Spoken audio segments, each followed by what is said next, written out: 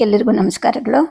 ಲಕ್ಷ್ಮೀ ನರಸಿಂಹಶಾಸ್ತ್ರಿಯವರ ಧರೆಗಿಳಿದ ದಿವ್ಯ ತೇಜ ಕಾದಂಬರಿಯನ್ನು ಮುಂದುವರಿಸೋಣ. ಮಕ್ಕಳಿಲ್ಲದೆ ಪರಿತಪಿಸ್ತಿದ್ದಂತಹ ಶಿವಗುರು ಮತ್ತು ಆರ್ಯಾಂಬ ಇವರು ವೃಷಭಾಚಲೇಶ್ವರನಲ್ಲಿ ಹೋಗಿ ಸೇವೆ ಮಾಡ್ತಾರೆ. ಹಿಂತಿರುಗಿ ಬಂದ ನಂತರ ಆಕೆ ಗರ್ಭವತಿ ಆಗ್ತಾರೆ. ಯಾಜ್ಞವಲ್ಕ್ಯರು ಮೈತ್ರೇಯಿಗೆ ಉಪದೇಶ ಮಾಡಿದಂತಹ ಬೃಹದಾರಣ್ಯಕ ಉಪನಿಷತ್ತನ್ನು ಶಿವಗುರುಗಳು ತಮ್ಮ ಶಿಷ್ಯರಿಗೆ ಬೋಧಿಸ್ತಾ ಇದ್ದಾಗ ಈಕೆ ಎಲ್ಲವನ್ನು ಕೇಳ್ತಾ ಇರ್ತಾರೆ. ಸದ್ಯಕ್ಕೆ ಕಥೆಯನ್ನು ನಿಲ್ಲಿಸಿದ್ವಿ, ಮುಂದಕ್ಕೆ ಹೋಗೋಣ. ನೆರೆಹೊರೆಯ ಸ್ನೇಹಿತರು, ಬಂಧು ಬಳಗದ ಜನ ಕಾಲಟ್ಟಿಗೆ ಬಂದು ತಮ್ಮ ಪ್ರೀತಿಯ ಆರ್ಯಾಂಬ ಅವರಿಗೆ ವಿಶೇಷವಾದ ಉಡುಗೊರೆಗಳನ್ನು, ಭಕ್ಷ್ಯಭೋಜ್ಯಗಳನ್ನು ತಂದೊಪ್ಪಿಸ್ತಾ ಇದ್ರು. ಗರ್ಭಿಣಿ ಅವನ್ನೆಲ್ಲ ಸ್ವೀಕರಿಸಿ ಸಂತೋಷ ಪಡಲಿ ಅನ್ನೋ ಆಸೆ ಅವರಲ್ಲಿತ್ತು. ಆರ್ಯಾಂಬ ಬಂದವರನ್ನೆಲ್ಲ ಪ್ರೀತಿಯಿಂದ ಮಾತಾಡಿಸಿ ಅವರು ಕೊಟ್ಟಂತಹ ತಿಂಡಿ ತಿನಿಸುಗಳನ್ನು ಆದರದಿಂದ ತಗೋತಾ ಇದ್ರು. ಆದರೆ ಅವೆಲ್ಲ ಆಶ್ರಮದ ಬ್ರಹ್ಮಚಾರಿಗಳಿಗೆ ಮುಡುಪಾಗಿರ್ತಿದ್ವು. ಆರ್ಯಾಂಬ ತಮ್ಮನ್ನು ಕಾಣಕ್ಕೆ ಬಂದ ಮುತ್ತೈದೆಯರಲ್ಲಿ, ಹಿರಿಯ ಮಹಿಳೆಯರಲ್ಲಿ ತುಂಬ ಗೌರವದಿಂದ ನಡ್ಕೋತಾ ಇದ್ರು. ಎಲ್ಲರ ಯೋಗಕ್ಷೇಮವನ್ನು ವಿಚಾರಿಸಿ ಬಂದವರೆಲ್ಲರಿಗೂ ಒಂದಕ್ಕೆ 2 ಪಟ್ಟು ಉಡುಗೊರೆ, ಹಣ್ಣು ಹಂಪಲನ್ನು ಕೊಟ್ಟು ಸತ್ಕಾರ ಮಾಡ್ತಾ ಇದ್ರು. ಮನೆಯ ಒಳ ಹೊರ ಕೆಲಸಗಳ ಸಂಪೂರ್ಣ ಮೇಲ್ವಿಚಾರಿಕೆಯನ್ನು ಭಾರ್ಗವಿ ಅಂಬ ವಹಿಸ್ಕೊಂಡಿದ್ರು. ಆರ್ಯಾಂಬ ಹೆಚ್ಚು ಕಾಲ ವಿಶ್ರಾಂತಿಯಲ್ಲಿ ಇರಲಿ ಅನ್ನೋ ಒಂದು ಆಶಯ ಆಕೆದಾಗಿತ್ತು. ಆದರೆ ಆರ್ಯಾಂಬ ಸ್ವಲ್ಪನೂ ವಿಶ್ರಾಂತಿ ತಗೊಳ್ಳದೆ, ಹಾಗೆ ಸುಮ್ಮನೆ ಕೂತಿರದೆ ಅಥವಾ ಮಲಕ್ಕೊಳ್ಳದೆ ಏನಾದರೂ ಒಂದು ಕೆಲಸ ಮಾಡ್ತಾ ಇದ್ರು, ಇಲ್ಲವೇ ಗ್ರಂಥ ವಾಚನದಲ್ಲಿ ತೊಡಗ್ತಾ ಇದ್ರು. ಶಿವಗುರುಗಳ ಅಗ್ನಿಹೋತ್ರಾದಿ ಕಾರ್ಯಗಳಿಗೂ ಕೂಡ ಆಕೆನೇ ಎಲ್ಲ ವ್ಯವಸ್ಥೆಯನ್ನು ಮಾಡ್ತಾ ಇದ್ರು. ಈ ಆರ್ಯಾಂಬ ಸರಳತೆಯ ಪ್ರತೀಕವಾಗಿದ್ರು. ಬರ್ತಾ ಬರ್ತಾ ಆಕೆಯ ದಿವ್ಯ ವದನದಲ್ಲಿ ತೇಜಸ್ಸು ವೃದ್ಧಿ ಆಗ್ತಾ ಹೋಯಿತು. ಕಣ್ಣುಗಳಲ್ಲಿ ಕಾಂತಿ, ಮುಖದಲ್ಲಿ ಗಾಂಭೀರ್ಯ, ಇವು ಎಲ್ಲರಿಗೂ ಅಚ್ಚರಿ ಮೂಡಿಸ್ತಾ ಇದ್ವು. ಎಷ್ಟೋ ಸಲ ಆಕೆಗೆ ತಾವು ವೃಷಭವನ್ನು ಏರಿ ಕೈಲಾಸದಲ್ಲಿ ಸಂಚರಿಸ್ತಿರೋ ಹಾಗೆ ಭಾಸ ಆಗ್ತಾ ಇತ್ತು. ವಿದ್ವತ್ ಗೋಷ್ಠಿಯಲ್ಲಿ ವಾಕ್ಯಾರ್ಥಕ್ಕೆ ಕುಳಿತ ಪ್ರತಿವಾದಿಯ ಕೋಟೆಯನ್ನು ಭೇದಿಸಿ ಸಿದ್ಧಾಂತವನ್ನು ಮಂಡಿಸ್ತಾ ಇರೋ ಹಾಗೆ ಭಾಸ ಆಗ್ತಿತ್ತು. ಇದೇನಿದು, ಸ್ವಪ್ನನೋ ಅಥವಾ ಎಚ್ಚರವೋ ಅಂತ ಆಕೆ ಅನುಮಾನ ಪಟ್ಕೋತಾ ಇದ್ರು ಎಷ್ಟೋ ಸಲ. ಈ ಸತಿ ಆರ್ಯಾಂಬ ಅವರಿಗೆ ಇಂತಹ ದಿವ್ಯಾನುಭವಗಳಲ್ಲೇನೆ ನವಮಾಸಗಳು ತುಂಬುತ್ತಾ ಬಂದವು. ಪ್ರಸವದ ದಿನವೂ ಸಮೀಪಿಸ್ತು. ಆ ಸೀಮೆಯಲ್ಲಿ ಹೆಸರುವಾಸಿಯಾಗಿದ್ದಂತಹ ಸೂಲಗಿತ್ತಿ ಕಲ್ಯಾಣಿ ಅಮ್ಮ. ಆಕೆ 10 ದಿನಕ್ಕೂ ಮೊದಲನೇ ಆಚಾರ್ಯರ ಮನೆಗೆ ಬಂದುಬಿಟ್ಟಿದ್ಲು. ಆಕೆಗೆ ಸುಮಾರು 80 ವರ್ಷಕ್ಕೂ ಹೆಚ್ಚು ವಯಸ್ಸಾಗಿತ್ತು. ಆಚಾರ್ಯ ಶಿವಗುರುಗಳ ಜನನ ಕಾಲದಲ್ಲೂ ಕೂಡ ಆಕೆನೇ ಸೂಲಗಿತ್ತಿಯಾಗಿದ್ದವಳಂತೆ. ತುಂಬ ನುರಿತ ಅನುಭವಿಯಾಗಿದ್ಲು. ಆಕೆಗೆ ಇತ್ತೀಚೆಗೆ ಕಣ್ಣು ಮಂಜಾಗಿದ್ದರೂ ಕೂಡ ಆಕೆಯ ಮನಸ್ಸಿನಲ್ಲಿ ಈ ವಂಶದಲ್ಲಿ ಯಾರೋ ಒಬ್ಬ ಪುಣ್ಯಪುರುಷ ಜನಿಸ್ತಾನೆ ಅಂತ ಬಹಳ ದಿನಗಳಿಂದ ಅನ್ನಿಸ್ತಾ ಇತ್ತು. ಹಾಗೆಯೇ ಆತನ ಜನನ ಕಾಲದಲ್ಲಿ ತಾನೇ ಸೂಲಗಿತ್ತಿಯಾಗಿ ಗರ್ಭಿಣಿಗೆ ಶುಶ್ರೂಷೆ ಮಾಡಬೇಕು ಅನ್ನೋ ಒಂದು ದೃಢ ನಂಬಿಕೆ ಮತ್ತು ಆಸೆಗಳು ಕೂಡ ಇತ್ತು. ಆಚಾರ್ಯ ಶಿವಗುರುಗಳಿಗೂ ಕೂಡ ಆಕೆಯಲ್ಲಿ ತಾಯಿ ಅನ್ನುವಂತಹ ಭಾವನೆ, ಆರ್ಯಾಂಬ ಅವ್ರಿಗೂ ಕೂಡ ತುಂಬ ಭರವಸೆ, ನಂಬಿಕೆ ಇತ್ತು. ಆ ದಿವ್ಯ ದಿನ ಆಗಮಿಸಿಬಿಡ್ತು. ವೈಶಾಖ ಮಾಸದ ಶುಕ್ಲ ಪಕ್ಷದ ಪಂಚಮಿ ದಿನ, ಭಾನುವಾರ, ಶುಭ ದಿನ, ಪುನರ್ವಸು ನಕ್ಷತ್ರದಲ್ಲಿ ವೃಷಭ ಲಗ್ನದಲ್ಲಿ ದಿವ್ಯಸತಿಯಾದ ಆರ್ಯಾಂಬ ಪುತ್ರರತ್ನಕ್ಕೆ ಜನ್ಮ ಕೊಡ್ತಾರೆ. ಸೂರ್ಯ ಮತ್ತು ಬುಧರು ಮೇಷದಲ್ಲಿ, ಶುಕ್ರ ವೃಷಭದಲ್ಲಿ, ಚಂದ್ರ ಕರ್ಕಾಟಕದಲ್ಲಿ, ಶನಿ ತುಲಾ ರಾಶಿಯಲ್ಲಿ, ಗುರು ವೃಶ್ಚಿಕ ರಾಶಿಯಲ್ಲಿ, ಕುಜ ಮಕರ ರಾಶಿಯಲ್ಲಿ ಇದ್ದು ಇದು ಯುಗಪುರುಷನ ಅವತಾರ ಅನ್ನೋದನ್ನು ದೃಢಪಡಿಸಿದ್ರು. ಕಲ್ಯಾಣಿ ಅಮ್ಮನಿಗೆ ಪರಮಾಶ್ಚರ್ಯ ಆಗಿತ್ತು. ಯಾಕೆ ಅಂದರೆ ಜನನ ಕಾಲದಲ್ಲಿ ಆ ಸೂತಿಕಾ ಗೃಹದಲ್ಲಿದ್ದಂತಹ ತೈಲ ದೀಪಗಳು ಸೂರ್ಯಪ್ರಕಾಶದ ಹಾಗೆ ಬೆಳಗ್ತಾ ಇದ್ವು. ಮಗು ಪ್ರಸನ್ನ ಮುಖ ಮುದ್ರೆಯಿಂದ ಚಿನ್ಮುದ್ರೆಯನ್ನು ಧರಿಸೇನೆ ಭೂಸ್ಪರ್ಶ ಮಾಡಿತ್ತು. ಆಕೆ ಮಂಜುಗಣ್ಣಿಗೆ ಆ ಮಗುವಿನ ಶಿರಸ್ಸಿನಲ್ಲಿ ಚಂದ್ರ, ಹಣೆಯಲ್ಲಿ ತ್ರಿಶೂಲ, ಹುಬ್ಬುಗಳ ಮಧ್ಯೆ ಜ್ಞಾನಚಕ್ಷು, ಎದೆಯಲ್ಲಿ ಸರ್ಪದ ಚಿಹ್ನೆ, ತೋಳುಗಳ ಮೇಲೆ ಧನು ಡಮರುಗಳು, ಹಸ್ತಗಳಲ್ಲಿ ಗದಾ ಚಕ್ರಗಳು, ಪಾದಗಳಲ್ಲಿ ಚಾಮರದ ಚಿಹ್ನೆಗಳು ಗೋಚರಿಸಿದ್ವು.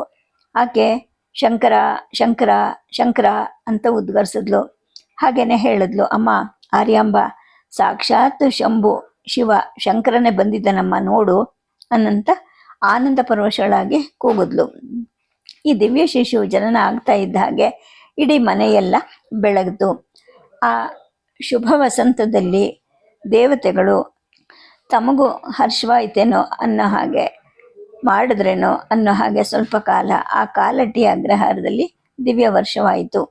ಗಿಳಿ ಪಾರಿವಾಳಗಳು ಹರ್ಷಧ್ವನಿ ಮಾಡಿದ್ವು, ಕೋಗಿಲೆಗಳು ಗಾನ ಮಾಡಿದ್ವು, ಹುಲ್ಲೆ ಹರಿಣೆಗಳು ಹಸುವಿನ ಕರುಗಳು ಕೂಡ ಹರ್ಷ ಮತ್ತು ಸಂತೋಷದಿಂದ ಕುಣಿದಾಡಿದ್ವು.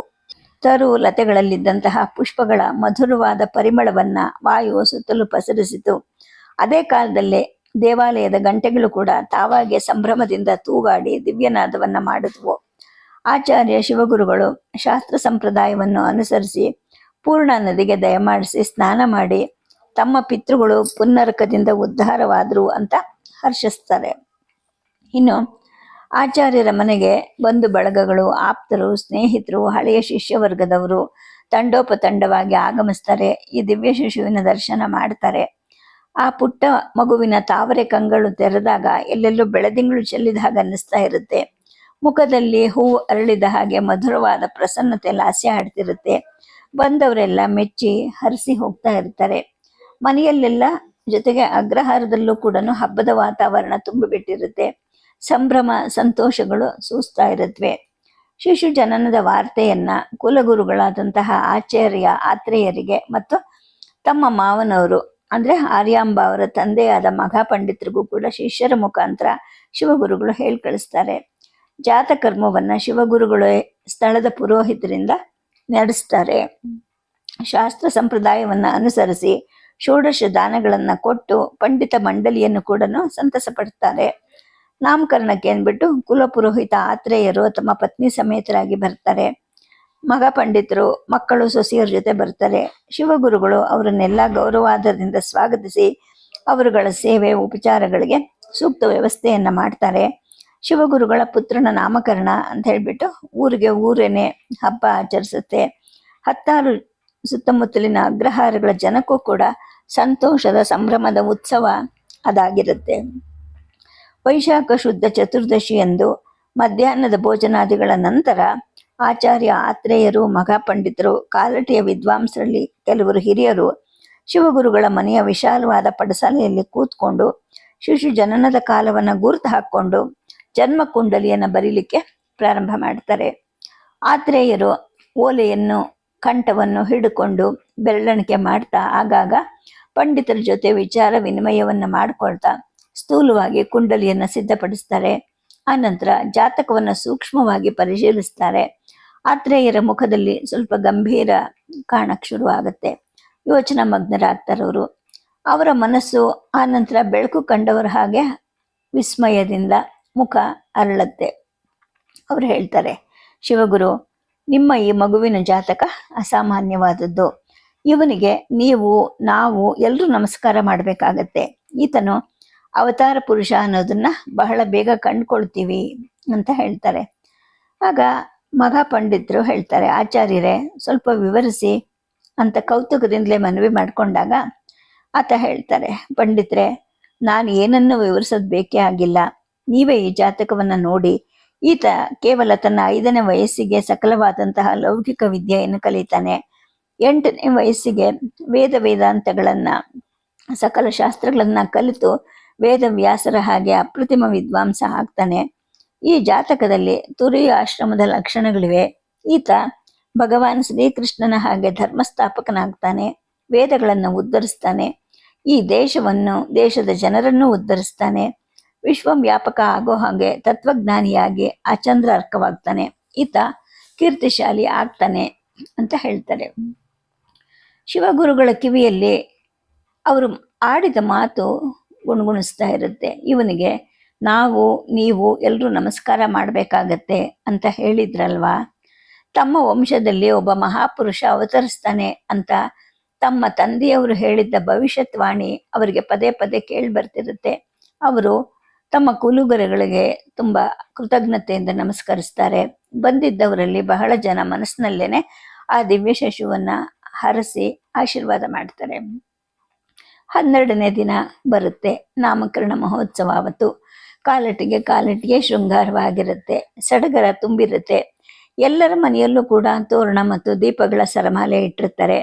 ಎಲ್ಲರ ಮನೆ ದಾರಿನೂ ಶಿವಗುರುಗಳ ಭವ್ಯ ಪ್ರಸಾದದ ಕಡೆ ಹರಿತಾ ಇದೆಯೋ ಅನ್ನೋ ಹಾಗೆ ಊರಿನ ಜನವೆಲ್ಲ ಮಿಂದು ಮಡಿ ಒಟ್ಟು ತಮ್ಮ ತಮ್ಮ ಜಪತಪಾದಿಗಳನ್ನು ಮುಗಿಸ್ಕೊಂಡು ಉಡುಗೊರೆಗಳನ್ನು ಹಿಡ್ಕೊಂಡು ಶಿವಗುರುಗಳ ಮನೆ ಕಡೆ ಆಗಮಿಸ್ತಾ ಇರ್ತಾರೆ. ಈ ಸಂಭ್ರಮದ ವಾತಾವರಣ ನೆರೆಹೊರೆಯ ಅಗ್ರಹಾರಗಳಿಗೂ ಕೂಡ ಪಸರಿಸಿರುತ್ತೆ. ಶಿವಗುರುಗಳ ಪ್ರಸಾದವಂತೂ ಅತಿಥಿ ಅಭ್ಯಾಗತರಿಂದ ತುಂಬಿ ಹೋಗಿರುತ್ತೆ. ಶಿವಗುರುಗಳ ಶಿಷ್ಯವರ್ಗಕ್ಕೂ ಸಂಭ್ರಮವೋ ಸಂಭ್ರಮ.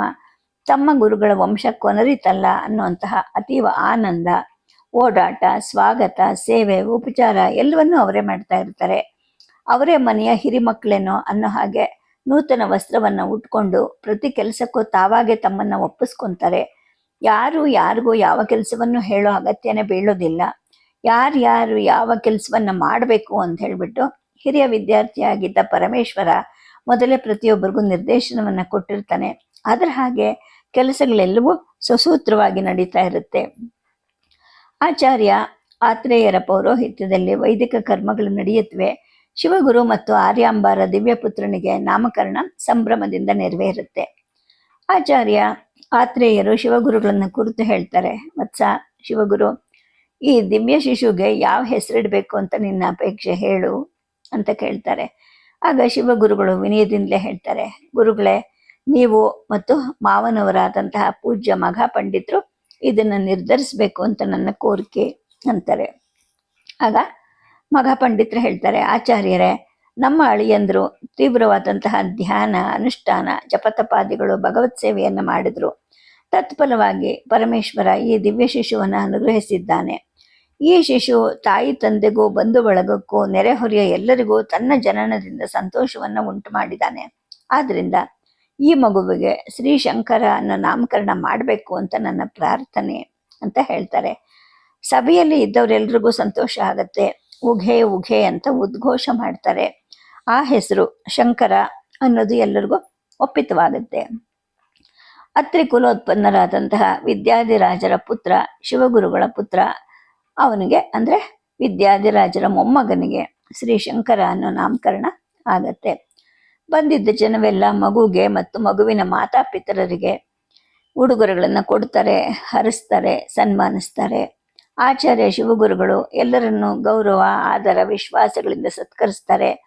ಮನಸ್ಸಿಗೆ ತೃಪ್ತಿ ಆಗೋ ಹಾಗೆ ದಾನ ಧರ್ಮಗಳನ್ನು ಮಾಡ್ತಾರೆ. ಬಡಬಗ್ಗರಿಗೆ ವಸ್ತ್ರಗಳನ್ನು, ದವಸ ಧಾನ್ಯಗಳನ್ನು ಕೊಟ್ಟು ಸಂತೋಷಪಡಿಸ್ತಾರೆ.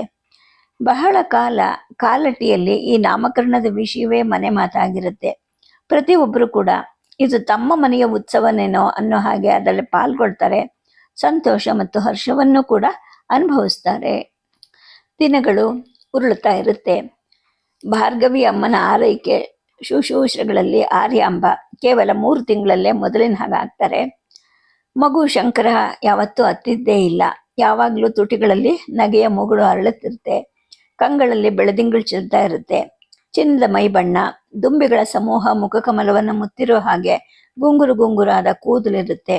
ಬಲಗೈಯಲ್ಲಿ ಯಾವಾಗಲೂ ಚಿನ್ಮುದ್ರೆ, ಎಡಗೈಯಿ ಒಮ್ಮೊಮ್ಮೆ ಅಭಯ ಪ್ರದಾನ ಮುದ್ರೆ ತೋರಿದ್ರೆ ಒಮ್ಮೊಮ್ಮೆ ವರದ ಹಸ್ತದ ಹಾಗೆ ಕಾಣಿಸ್ತಾ ಇರುತ್ತೆ. ಮಗುವಿನ ಪಾದದಲ್ಲಿ ಚಕ್ರ ಮತ್ತು ಚಾಮರದ ಚಿಹ್ನೆಗಳಿರುತ್ತೆ. ಕುತ್ತಿಗೆ ಸುತ್ತ ಕಂಡು ಕಾಣದ ಹಾಗೆ ಸರ್ಪ ಸುತ್ತು ಹಾಕಿದ ಹಾಗೆ ತ್ರಿವಳಿ ಇರುತ್ತೆ. ಇವನೇನು ಸದಾಶಿವನ ಅಂತ ಆರ್ಯಾಂಬಾಗೆ ಎಷ್ಟೋ ಸಲ ಅನ್ನಿಸ್ತಾ ಇರುತ್ತೆ. ಜೊತೆಗೆ ಈ ಮಗುವನ್ನು ನೋಡಿದಷ್ಟು ಇದು ನನ್ನ ಮಗುನೇನಾ ಅನ್ನಿಸ್ತಾ ಇರುತ್ತೆ. ಸಾಧಾರಣ ಶಿಶುಗಳು ಹಾಗಲ್ಲ, ಇದು ದೈವಿ ಶಿಶಿ, ತಾನು ಕೇವಲ ಇದರ ದಾದಿ ಮಾತ್ರ ಅನ್ನೋ ಭಾವನೆ ಆಕೆಯಲ್ಲಿ ಮೂಡ್ತಾ ಇರುತ್ತೆ. ಮಗು ಬಹಳ ಬೇಗ ನಡೆಯನ್ನು ಕಲಿಯುತ್ತೆ. 6-7 ತಿಂಗಳ ಮಗು ತಾಯಿ ಹಿಂದೆ ಕರುವಿನ ಹಾಗೆ ಓಡಾಡ್ತಾ ಇರುತ್ತೆ. 1 ವರ್ಷಕ್ಕೆ ಮಾತನ್ನು ಕಲಿಯುತ್ತೆ. ಗುರುಕುಲದ ಶಿಷ್ಯರಲ್ಲಿ ಎಲ್ಲರೂ ಈ ಮಗುವನ್ನು ಎತ್ತಿ ಮುದ್ದಾಡ್ತಾ ಇರ್ತಾರೆ. ವರ್ಷಕ್ಕೆಲ್ಲ ಮಾತು ಕಲಿತ ಮಗುವಿಗೆ ದಾಮೋದರ ಸ್ತೋತ್ರಗಳನ್ನು ಹೇಳ್ಕೊಡ್ತಾ ಇರ್ತಾನೆ. ಮತ್ತೊಬ್ಬ ಶಿಷ್ಯನಾದ ಪರಮೇಶ್ವರ ದ್ರಾವಿಡ ಭಾಷೆಯನ್ನು ಕಲಿಸ್ತಿರ್ತಾನೆ. ಒಮ್ಮೆ ಹೇಳ್ಕೊಟ್ರೆ ಸಾಕು, ಮಗು ಅದನ್ನು ಕಲಿತು ಬಿಡ್ತಾ ಇರುತ್ತೆ. ಕಲಿಸೋರು ತಮ್ಮೆಲ್ಲ ವಿದ್ಯೆಯನ್ನು ಕಲಿಸಿ ದಣಿತಾರೆ. ಆದರೆ ಕಲಿತ ಮಗು ಇನ್ನು ಕಲಿಸಿ ಅಂತ ಇರುತ್ತೆ. ಅದಕ್ಕೆ ಯಾವುದೇ ದಣಿವು ಕಾಣಿಸ್ತಾನೆ ಇರೋದಿಲ್ಲ. ಈ ಮಗು ತಂದೆ ಜೊತೆಗೆ ತಾನು ಸ್ನಾನ ಮಾಡ್ತಾ ಇರುತ್ತೆ. ಅವರು ಹಾಗೆಯೇ ಹಣೆಗೆ ಗಂಧವನ್ನು ಪೂಜಿಕೊಂಡು ತಾನು ಜಪ ಮಾಡಲಿಕ್ಕೆ ತಂದೆ ಸಮೀಪದಲ್ಲಿ ಕೂತ್ಕೋತಾ ಇರುತ್ತೆ. ಅಗ್ನಿಕುಂಡದಿಂದ ಭಸ್ಮವನ್ನು ಎತ್ತಿ ಮೈಗೆಲ್ಲ ಬಳ್ಕೊಳ್ತಾ ಇರುತ್ತೆ. ಮಗುವಿನ ಈ ಆಟ ಪಾಠಗಳಲ್ಲಿ ಆರ್ಯಾಂಬ ಅವರಿಗೆ ಸಮಯ ಸರಿದಿದ್ದೇ ಗೊತ್ತಾಗ್ತಾ ಇರೋದಿಲ್ಲ. ಒಳ ಕೆಲಸಕ್ಕೆಲ್ಲ ಭಾರ್ಗವಿ ಅಮ್ಮನೇ ನಿಂತಿರ್ತಾರೆ. ಹಾಗಾಗಿ ಆರ್ಯಾಂಬಾಗೆ ಈಗ ಸ್ವಲ್ಪ ವಿರಾಮ ಸಿಗ್ತಾ ಇರುತ್ತೆ. ಆಚಾರ್ಯ ಶಿವಗುರುಗಳು ಬಾಲಶಂಕರರ 3ನೇ ವಯಸ್ಸಿನಲ್ಲಿ ಚೂಡಾಕರ್ಮವನ್ನು ನೆರವೇರಿಸ್ತಾರೆ. ಅಕ್ಷರಾಭ್ಯಾಸವನ್ನು ಆರಂಭಿಸ್ತಾರೆ. ಮಗು ಕೈಗೆ ತಾಳೆಯ ಹಾಳೆಯನ್ನ ಕಂಠವನ್ನು ಕೊಟ್ಟು ತಾವೇ ಅದರ ಮೃದು ಪಲ್ಲವದಂತಹ ಹಸ್ತವನ್ನು ಹಿಡಿದು ಸಂಸ್ಕೃತ ಅಕ್ಷರಗಳನ್ನು ಬರೆಸ್ತಾರೆ.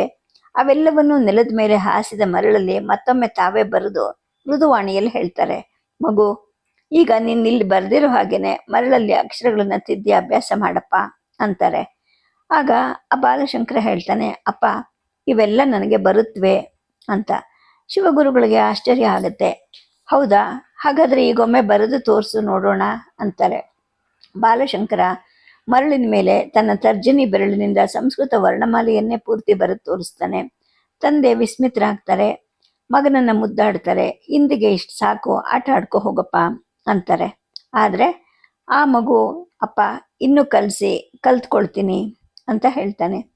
ಶಿವಗುರುಗಳು ತುಂಬ ಪ್ರೀತಿಯಿಂದ ಮಗುವನ್ನ ಮುದ್ದಿಸ್ತಾರೆ. ಕಾಗುಣಿತವನ್ನು ಹೇಳ್ಕೊಡ್ತಾರೆ. ಅದು ಆ ಮೇಧಾವಿ ಶಿಶುಗೆ.